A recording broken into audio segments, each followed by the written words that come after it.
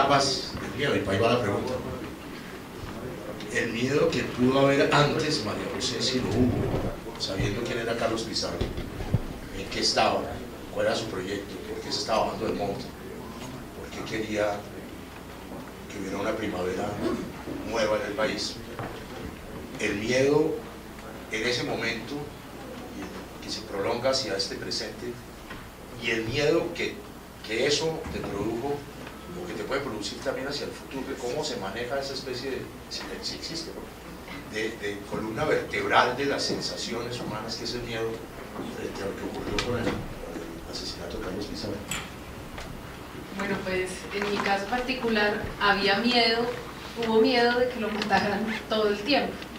O sea, realmente en cualquier momento lo podían matar, y es más, alguna que otra vez lo mataron por ahí en las noticias, y bueno, pues se venía todo el momento, pues claro, de ver qué había pasado, de reconocer el cadáver, finalmente no era, y cuando se firma el acuerdo de paz, entonces el miedo, pues a todo el mundo se le incrementa, pero uno como es niño tiene digamos, hace un análisis diferente y dices, listo, ya se bajó el monte, entonces ahora ya no lo van a matar, vamos a poder vivir, bueno, y empiezas a crearte un montón de expectativas que cuando llega el momento, que cuando lo asesinaron, pues no lo tenías tan interiorizado, ya habías dejado como ese momento atrás, o querías dejarlo atrás.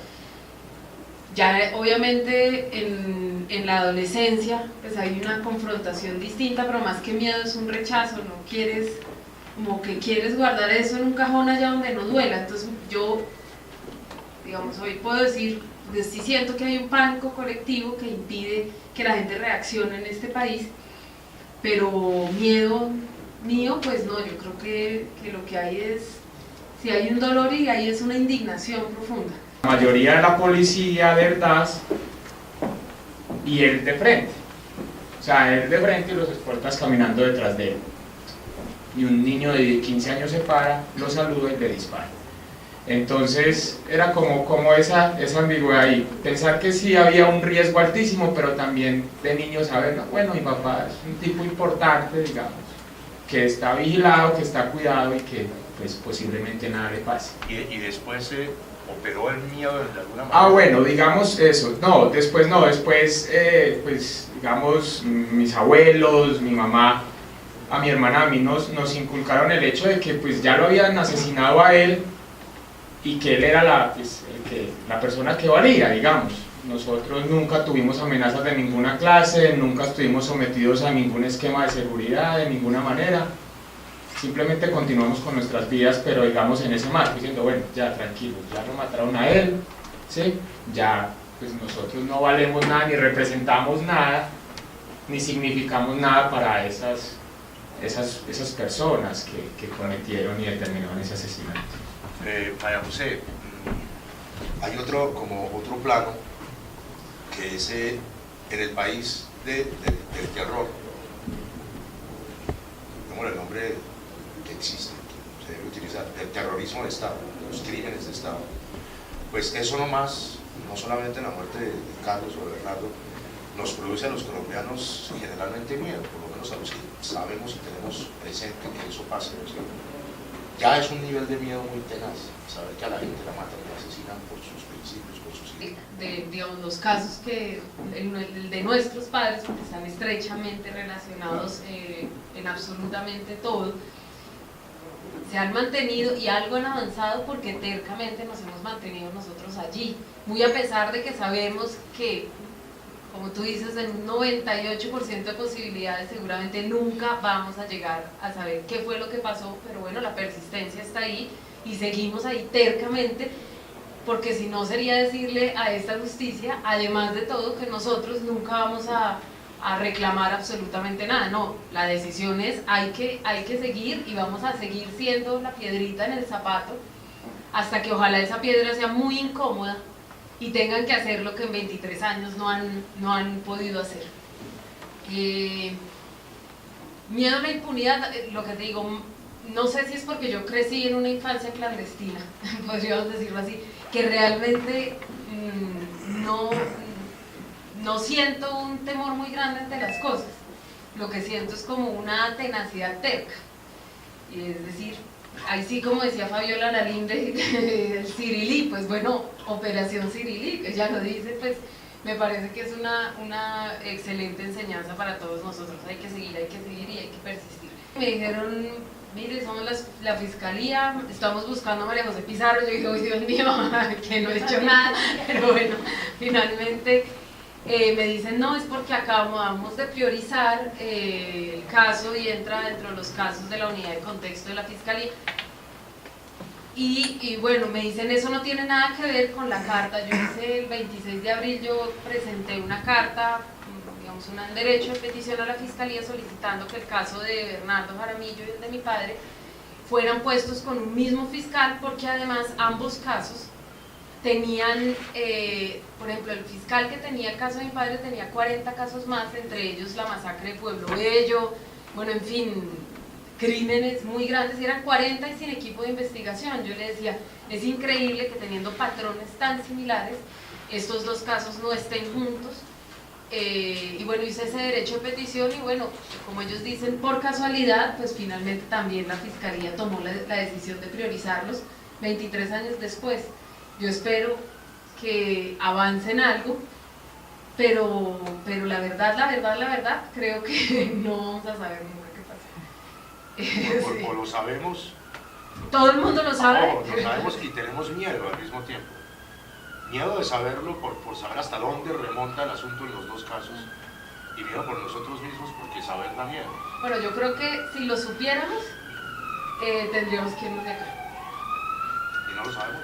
No, sí, pero digamos, si tuvieses las pruebas para demostrar qué fue lo que pasó, entramos en una situación muy grave de seguridad. Sí, creo que tendríamos que salir del país. Bernardo. Pues sí, bueno, para concluir un poco lo que decía María José, si lo supiéramos precisamente sería con pruebas contundentes, con testigos contundentes, pues precisamente nos estaríamos enfrentando nuevamente al miedo, a esos grupos que determinaron que las cosas en el país tenían que ser así. Frente a lo que planteabas del miedo a la impunidad, Sí. Mira, por ejemplo, fue una gran noticia hace un par de años tal vez, cuando declararon los crímenes como de lesa humanidad, hace 3 años. Entonces, de alguna manera, pues uno se siente, pues, digamos, le agrada la noticia, se siente conforme, porque sabemos que no iba a prescribir la acción penal y pues iban a archivar los procesos. Pero ahí precisamente es donde yo plantearía el tema del miedo a la impunidad. Eso, es decir, no va a prescribir, se declara de lesa humanidad, pero por el contrario también, pues, Se estancan los procesos. el hecho es, ya tenemos de aquí para adelante para seguir investigando. Para no hacer nada. Para no hacer nada, por supuesto. O sea, es como contraproducente, como que es muy interesante que no prescriba porque pues si no se ha sabido, ha estado en impunidad, esperamos que algo se sepa, pero si se perpetúa la oportunidad de saber algo, pues también asimismo la impunidad se va a perpetuar. Entonces, Sí, Bernardo, sí contigo, en esa búsqueda, desde ese punto de vista, de la verdad, para no hablar después de reparación, ¿hasta qué punto podemos llegar, hasta qué porcentaje de la verdad se ha llegado en el caso de Bernardo Jaramillo? ¿Qué nos puedes tú decir? bueno, digamos, sí, no, iba a hablar uno de los temas, digamos, en el caso de mi padre, pues estábamos en completa impunidad. Sin embargo, en el 2001 hubo una condena a los hermanos Castaño, Fidel y Carlos Castaño, como autores materiales, ¿sí? Por supuesto, sería muy interesante saber realmente quiénes fueron los actores intelectuales y cuáles fueron esas élites que se reunieron o que se reunían para planear y determinar no solo esos crímenes, sino muchos otros. Que se reúnen. O que se reúnen, ¿sí? O sea, en eso también hay relevo generacional, por supuesto. Miren los ejércitos anti-restitución, que no se están buscando magnicidios en esta época porque eso ya está Porque no hay aquí pero condenado por ellos mismos como ineficaz en este momento, pero pues sí por las bases bueno. Entonces yo diría que pues que si quieres que te dé un porcentaje te pondría un 20%, un 15%, porque pues al fin y al cabo, pues sabemos que los hermanos Castaño pusieron toda la maquinaria paramilitar, ¿sí? Los sicarios que entrenaban los pusieron al servicio de las mafias y a los servicios de la clase política tradicional para que ejecutaran estos crímenes. Entonces, si esa condena existe, ¿sí? Fidel fue condenado a 18 años y Carlos a 22 años, pues yo diría que en parte hay algo importante ahí, ¿sí? Pero sin embargo para mí no es suficiente, por supuesto. A mí me gustaría saber la verdad, más, como tú decías, más que la reparación. Hay una cosa que me gusta manejar cuando hablo con ustedes, y es que están los autores materiales, los autores intelectuales, pero uno sentiría que en Colombia, a esos niveles de macrocrimen, hay otra instancia, que son los autores ideológicos. Pues yo te iba a decir, el problema no es el perro, el problema es quién manda el perro. Y aquí, y en el asesinato de nuestros padres, la cuestión no es, sabemos que los Castaño son la pistola, pero el problema es quién los mandó. Ahí es obviamente donde nosotros queremos llegar. Cuando a mí me cita ahorita la unidad de contexto, es muy curioso porque además me dicen todo lo que yo ya sabía, que los sicarios son primos, que trabajaban en una finca de tizas, en una fábrica de tizas allá en Antioquia, que los habían entrenado el mismo grupo, que además estaba relacionado con el caso de Galán, y yo les decía que los escoltas, porque uno de los escoltas venía, el que cambiaron a lo último, venía de la escolta de Jaramillo, precisamente. Tres escoltas estaban con Galán, asesinan a Galán, los pasan al esquema de Jaramillo, asesinan a Jaramillo y los pasan al esquema de Pizarro. Entonces nos dice como gran hallazgo. Yo digo, me soy maravilloso, sí, me encanta, pero ya lo sé hace unos cuantos años. Lo que nosotros necesitamos es que ustedes vayan obviamente mucho más allá de eso. Es bueno que lo reconozcan, claro que sí, maravilloso, pero nosotros necesitamos que ustedes vayan muchísimo más allá. Los que, por un lado la mayoría ya están muertos, los que no están muertos están gravemente enfermos, y los que no están gravemente enfermos pues tienen Alzheimer. Entonces ahí sí estamos graves porque no, pero dentro de las personas que se podrían vincular al caso, pues extrañamente el síndrome de Epoch los ataca a todos de una forma extraña. Lo único que yo les pido es que nunca se vayan a olvidar de mí. ¿Qué digo? Sí. Porque mi hermana mayor le había dicho justo antes, Carlos, tú no te estás poniendo el chaleco, ¿por qué no te pones el chaleco? Y él le dijo, porque si me van a matar me pegan un tiro en la cabeza, el chaleco antibalas no me sirve de nada. Ahora, realmente pues mataron a los que tenían que matar, y eso está clarísimo. El valor de la paz yo creo que sigue siendo intacto, y o sea, hasta el día de hoy. Lo que sucede es que hoy es muchísimo más necesario, primero porque ellos ya no están, porque no hay un relevo generacional claro, porque somos un país huérfano de líderes políticos. Así como nos sentimos nosotros huérfanos, yo creo que el país está un poco intentando salir del letargo, ¿no? de esa locomotora que pasó por encima y no dejó nada. Por eso hoy es muy urgente, y es muy urgente que todos en el país nos pongamos en una sintonía muy clara. El día en que estas personas se paren de la mesa, el país entero tiene que irse a exigir que se vuelvan a sentar, porque resulta que es que ya somos nosotros, las nuevas generaciones, y creo que somos nosotros los que tenemos que empoderarnos de exigirles que ya no es su país, es su país también, digamos, pero el futuro del país lo vamos a construir nosotros. Es decir, somos nosotros los que tenemos que exigirles que esto tiene que llegar a buen término.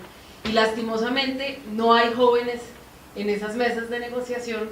No sé cuántos habrán ido a hablar con ellos, no sé si alguno ha viajado a hablar con ellos y realmente llevarles un mensaje de exigencia con las generaciones futuras. Nosotros somos el reloj generacional. Bernardo, valor y paz.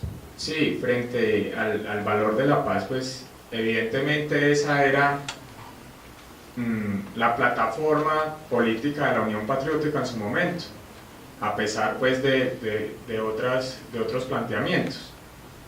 Y esa era la convicción que Bernardo Jaramillo Osa tenía para buscar pues una salida, ¿sí?, política al conflicto armado en Colombia, por supuesto, y pues buscar de alguna manera que la sociedad pues avanzara, porque es que hemos venido desde la independencia de conflicto en conflicto, brincando de conflicto en conflicto, y pues ahí de alguna manera esa era la actitud que ellos tenían, y era pues listo, dejémonos de conflicto y sigamos para adelante.